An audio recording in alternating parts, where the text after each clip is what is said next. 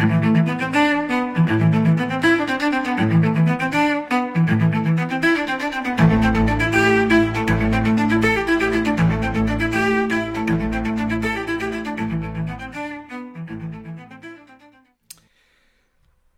général en personne, le général Thierry Burkhard, j'espère que je prononce bien, chef d'état-major des armées, a pris la parole très exceptionnellement pour vous mettre en garde avant que vous partiez en vacances. Il faut désigner l'ennemi, la Russie bien entendu, et aussi, surtout, vous encourager à continuer à consentir à financer cette guerre en finançant le réarmement ou l'armement de l'Ukraine. Ça, c'est ce qu'on lui a demandé de dire. C'est-à-dire qu'il va falloir consentir à des sacrifices de façon à nourrir le tonneau des Danaïbes dans lequel se servent une certaine partie de la mafia. Et il faut que vous consentiez parce que les méchants, c'est les Russes qui attaquent évidemment l'Ukraine et que vous devez défendre absolument l'Ukraine. C'est une question de vie ou de mort pour vous de défendre l'Ukraine. On va écouter notre général. Enfin, il y a la Russie, et qui constitue la dernière partie de mon exposé, un autre grand compétiteur qui a ouvertement désigné la France comme son premier adversaire en Europe. Pas moi qui l'ai dit, c'est la Russie qui l'a dit. Alors, la Russie, elle est partie prenante de toutes les menaces que je viens de décrire depuis le début à la fin, et elle constitue à ce titre une menace, ou presque toute, une menace durable, proche, et qui est pour moi la plus dimensionnante. Tout d'abord, la Russie, c'est une vraie puissance militaire, conventionnelle et nucléaire, et c'est quelque chose qui est assumé. En fait, la Russie est construite sur son système de force, et elle y consacre aujourd'hui encore des efforts énormes, colossaux, qu'on a du mal à imaginer. Elle a tous les attributs d'un État totalitaire. C'est un univers qui est relativement fermé. Quand je dis ça, je ne choque personne. Une capacité de décision très centralisée. Et également un conditionnement de la population dès le plus bas âge, qui est quelque chose qui est à bien prendre en compte. Enfin, j'estime que la Russie, probablement de par sa mentalité, mais aussi de par les moyens qu'elle a aujourd'hui à sa disposition, se positionne plus souvent en puissance de nuisance plutôt qu'en puissance de construction. La Russie développe vraiment une capacité de nuisance et elle le fait très très bien. Je vous l'ai dit, une puissance conventionnelle et une puissance nucléaire. Une puissance conventionnelle, quand on parle de modèle d'armée complet, en fait, la Russie est un modèle d'armée complet, mais jusqu'au bout des ongles.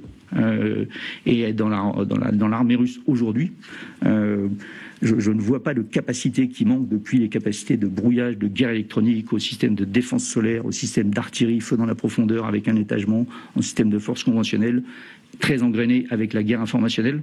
Réussir à mettre tout ceci en jeu et le faire efficacement est probablement un autre sujet.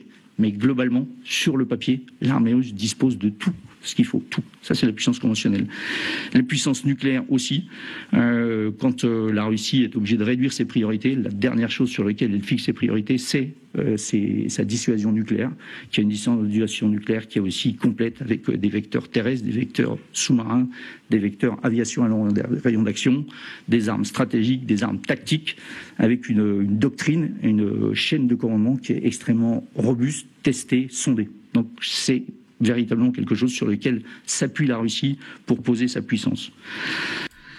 Alors, qu'est-ce qu'il faut comprendre ? Je pense que la Russie est tellement puissante et tellement forte, et elle est tellement menaçante pour l'Europe, que ça fait 2 ans qu'elle est en guerre en Ukraine, et que pour l'instant, bien entendu, elle a conquis une partie des territoires, une petite partie, pas une grosse partie, mais que le pays, pour l'instant, n'a pas capitulé. L'Ukraine n'a pas capitulé, que je sache.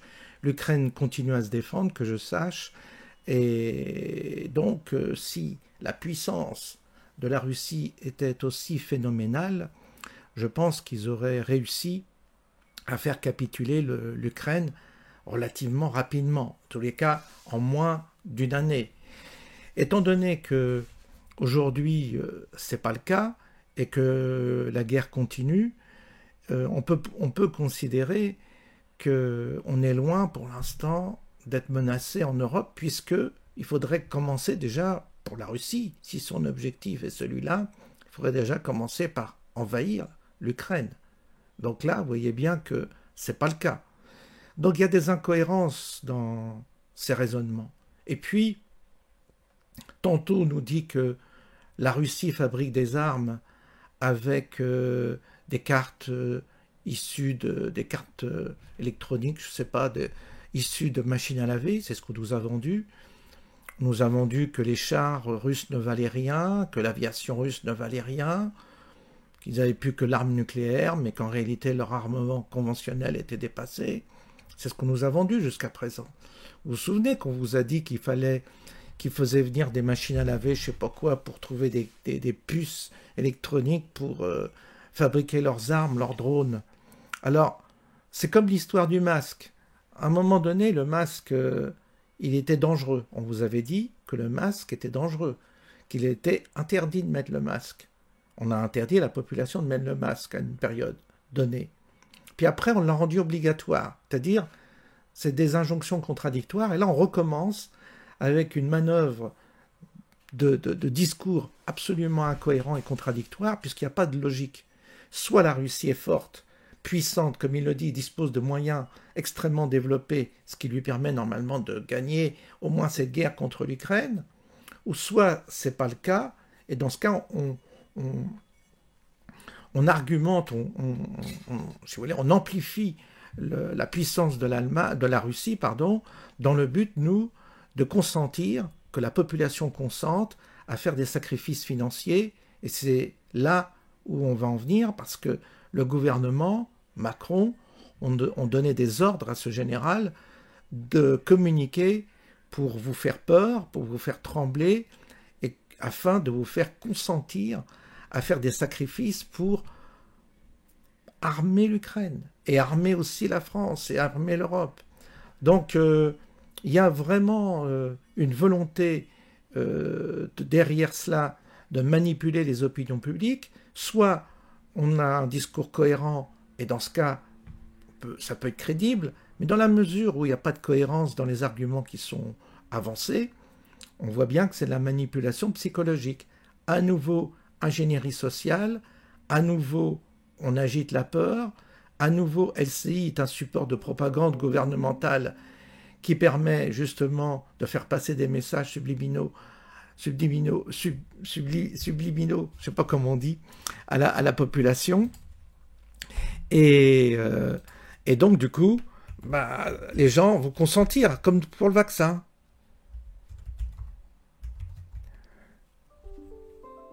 Alors, je reçois des messages.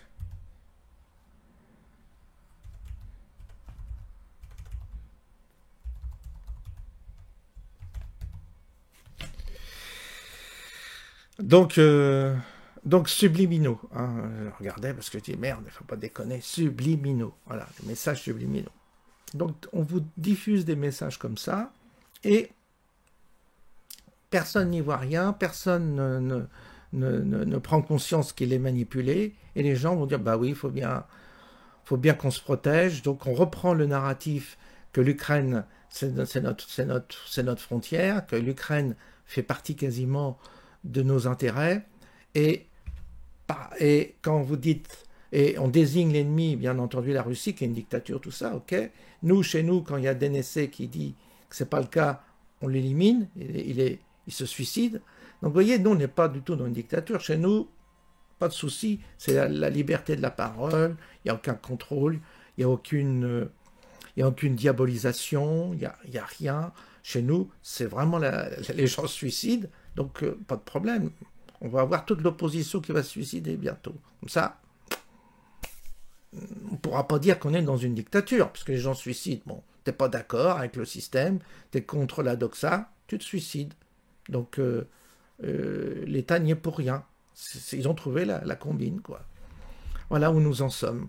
Bon, c'est un cirque total, aucune crédibilité, et évidemment, les militaires, les vrais militaires, ceux qui connaissent la vérité, se taisent. Évidemment, c'est la grande muette, parce que, évidemment, pour l'instant, celui qui relève la tête et qui dit la vérité, il sera exécuté. Je vous souhaite une bonne journée et je vous dis à bientôt.